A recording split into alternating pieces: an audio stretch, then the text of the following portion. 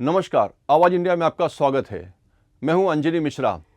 PM Modi की America यात्रा से एक ऐसी बड़ी खबर निकल कर आ रही है जिससे भारत में बैठे कुछ देश के दुश्मनों सहित पाकिस्तान और बांग्लादेश की नींद हराम हो जाएगी। प्रधानमंत्री नरेंद्र मोदी और अमेरिकी राष्ट्रपति डोनाल्ड ट्रंप की मुलाकात सिर्फ एक कूटनीतिक बैठक नहीं बल्कि वैश्विक शक्ति संतुलन को प्रभावित करने वाली बैठक थी।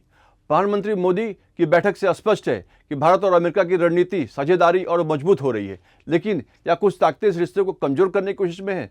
क्या डीप स्टेट, कॉर्पोरेट लॉबी और वैश्विक ताकतें नहीं चाहती कि भारत अपनी स्वतंत्र विदेश नीति बनाए रखे? ट्रंप के निर्णय से डीप स्टेट सदमे में। बांग्लादेश में जो कुछ हो रहा है वह सिर्फ एक अंदरूनी संकट नहीं है बल्कि एक गहरी साजिश का हिस्सा है, जिसे अमेरिकी डीप स्टेट के सबसे बड़े फंडर में से एक सोरेस क्लिंटन फाउंडेशन और CIA की मिलीभगत से अंजाम दिया गया था। प्रधानमंत्री नरेंद्र मोदी और राष्ट्रपति ट्रंप की मुलाकात के दौरान जब बांग्लादेश का मुद्दा उठा तो ट्रंप ने साफ शब्दों में कहा, बांग्लादेश पर फैसला पीएम मोदी लेंगे। आखिर ऐसा क्यों हो रहा है कि इस पूरे घटनाक्रम का केंद्र भारत बन गया है? डीप स्टेट के पपेट बन सत्ता चला रहे मोहम्मद यूसुफ के भविष्य को लेकर अब चिंताएं बढ़ गई हैं। एक नज़र में बांग्लादेश समस्या। बांग्लादेश में अशांति कोई नई बात नहीं है, लेकिन 2024-25 के इस राजनीतिक संकट के पीछे सिर्फ घरेलू राजनीति नहीं बल्कि वैश्विक ताकतों का हाथ भी नजर आ रहा है। तख्ता पलट के बाद पूर्व प्रधानमंत्री शेख हसीना को देश छोड़ना पड़ा और वे भारत में शरण ले चुकी हैं। दूसरी ओर इस पूरे घटनाक्रम में पाकिस्तान और उसकी खुफिया एजेंसी ISI की संलिप्तता के संकेत मिल रहे हैं। पाकिस्तान हमेशा से बांग्लादेश को अस्थिर करने की कोशिश करता रहा है, क्योंकि 1971 का घाव आज भी वहाँ की सेना और कट्टरपंथी तत्वों को चुभता है। यही कारण है कि बांग्लादेश में सरकार के विरोध में चलने वाले प्रदर्शनों को ISI के समर्थन की खबरें आ रही हैं। सवाल उठता है कि क्या पाकिस्तान बांग्लादेश में एक कठपुतली सरकार बनवाना चाहता है?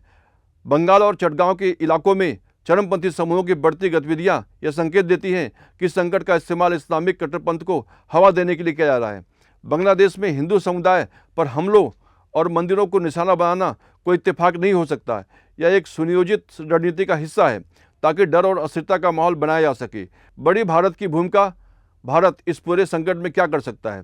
मोदी सरकार पर दबाव बढ़ रहा है कि वह शेख हसीना को प्रत्यर्पित करे, लेकिन क्या यह फैसला इतना आसान होगा? भारत की विदेश नीति साफ कहती है कि वह अपने पड़ोस में स्थिरता चाहता है, लेकिन अगर बांग्लादेश में इस्लामिक कट्टरपंथ और ISI का दबदबा बढ़ता है तो यह भारत के लिए एक बड़ा सुरक्षा खतरा बन सकता है। ट्रंप ने मोदी के इस मुद्दे का समाधान करने की जिम्मेदारी क्यों दी? यह साफ इशारा करता है कि अमेरिका इस संकट में प्रत्यक्ष रूप से दखल नहीं देना चाहता, लेकिन वह भारत से उम्मीद करता है कि वह इस मामले को संभाले। सवाल उठता है, क्या भारत बांग्लादेश में हस्तक्षेप करेगा? क्या शेख हसीना की वापसी होगी या फिर वहाँ पाकिस्तान समर्थित कोई कठपुतली सरकार बनेगी? बांग्लादेश संकट सिर्फ एक देश की अंदरूनी समस्या नहीं बल्कि यह भारत की सुरक्षा और पूरी दक्षिण एशिया के स्थायित्व से जुड़ा मामला है। गहरी साजिशें चल रही हैं जिनमें अमेरिकी डीप स्टेट, CIA, ISI और इस्लामिक कट्टरपंथी ताकतें शामिल हैं।